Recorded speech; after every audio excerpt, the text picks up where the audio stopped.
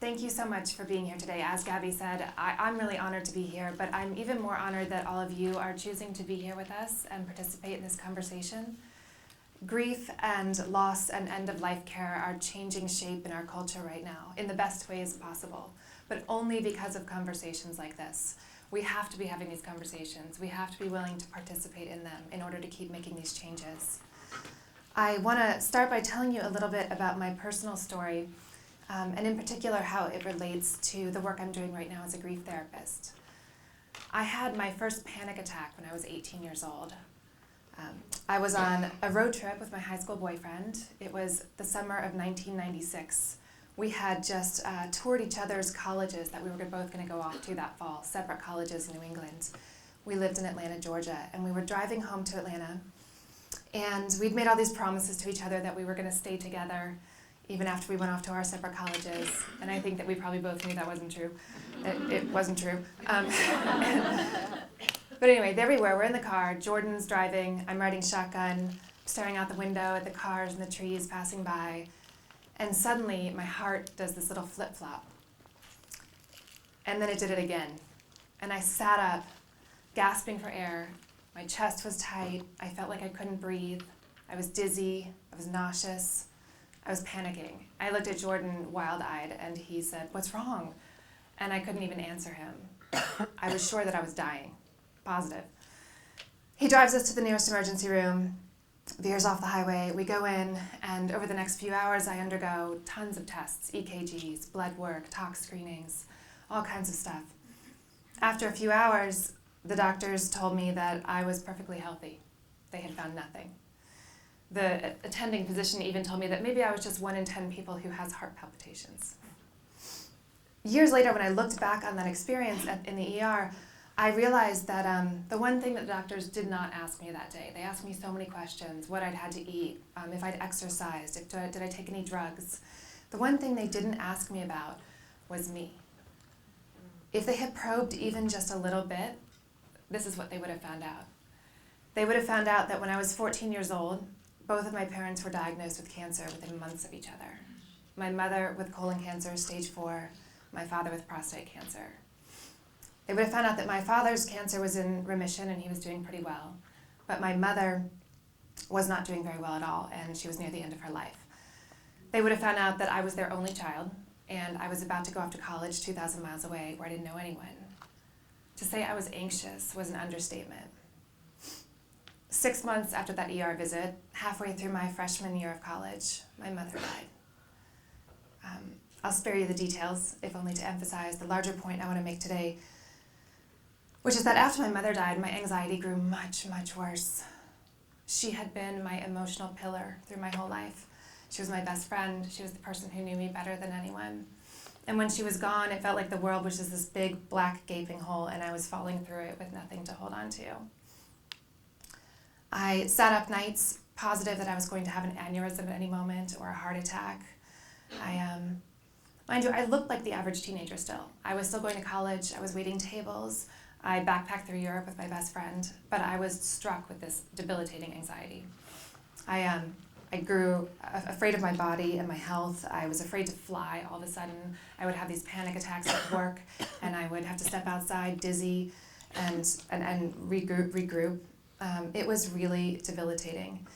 And the thing about it was that it wasn't until years later when I was in a clinical psychology grad program that I realized that it was anxiety.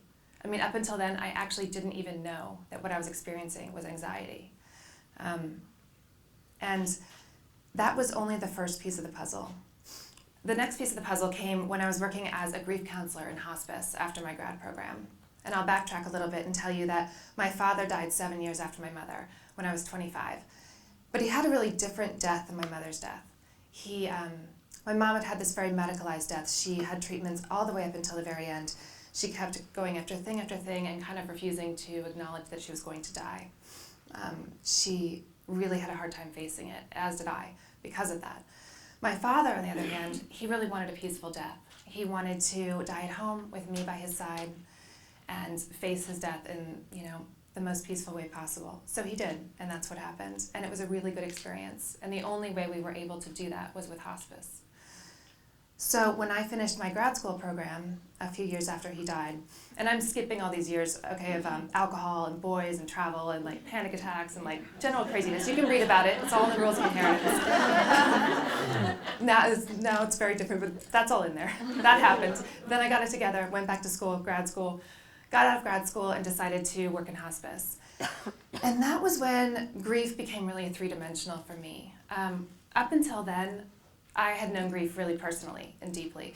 And I thought that I knew grief until all of a sudden I was meeting so many other people who were going through it. I was counseling all these families who were grieving, and I was seeing all the same shame and guilt and sadness and fear in them that I had experienced myself.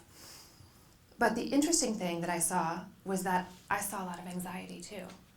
And I had thought that was just me. I thought I was the only one that had anxiety, that had these panic attacks, and yet I was getting my experience mirrored back to me by them. They were telling me about trips to the ER, just like mine. They were telling me about phobias about their body and their medical stuff. They were telling me about their general anxiety, and it was kind of blowing my mind to see all this. So I started combing the literature, right? I started reading, trying to read all about this, and I couldn't find anything. In all the grief books, they just barely touched on anxiety. And in all the anxiety books, they just barely touched on grief. And I thought, how could this be? Because I was seeing so much of it. As I moved deeper into my career, I moved to Los Angeles. I wrote these 2 books. I started a private practice. At some point along the way, I wrote an article for Slate.com entitled Anxiety, the Missing Stage of Grief, which is my new book that's coming out next year. Now, the title of my new book. And that article brought clients flooding into my office.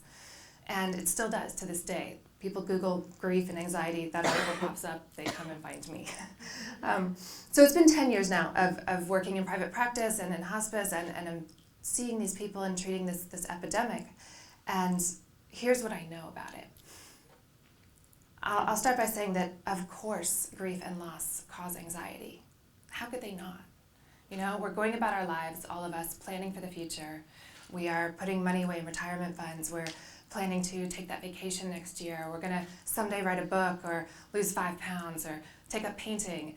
And then suddenly someone we love, a parent, a spouse, a child dies unexpectedly or of an illness anyway, and it just drops the floor out from underneath you, as you've heard on the stage already today. And it makes you realize your mortality. And it's very frightening. It makes you realize that at any moment you could die too, or you could lose another person that you love, and that you could wake up tomorrow or not wake up tomorrow. And it changes everything. So that was the first thing that I really kind of learned about grief and anxiety and like why it made so much sense. But I also began to learn that they're useful, that there's a lot to be learned from grief and anxiety, that if we really let them in and open up to the experience of them, they can shape us and they can help us make our lives more meaningful. I recently talked to a clinical psychologist. He's a cognitive behavioral psychologist, and he specializes just in anxiety, not grief, just anxiety.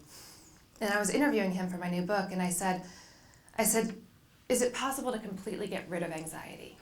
I was really hoping he would say yes. Of course not, he said. Why would we want to?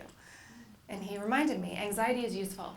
It helps us prepare for our lives. It helps us prepare to give a presentation like this, or to take a test, or to take a trip. It helps us remember what's important to focus on and pay attention to. And I realize the same is true about grief-related anxiety. It helps us be really present to our lives right here, right now. It helps us remember to say, I love you when we hang up the phone.